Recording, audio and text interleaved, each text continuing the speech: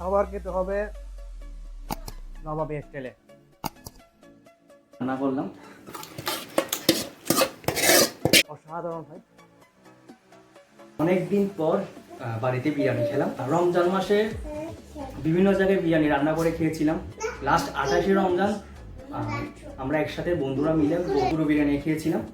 তো ওই বিরিয়ানিগুলোর সাথে এই বিরিয়ানির যদি পার্থক্যটা তুলে ধরি, আজকের বিরিয়ানিটা সেরা। আজকের বিরিয়ানিটা মুখে লাগছে। আর আমার আম্মু যখন একসাথে বিরিয়ানি রান্না করি, বিরিয়ানিটা কিন্তু জোস, মাশাআল্লাহ, আলহামদুলিল্লাহ।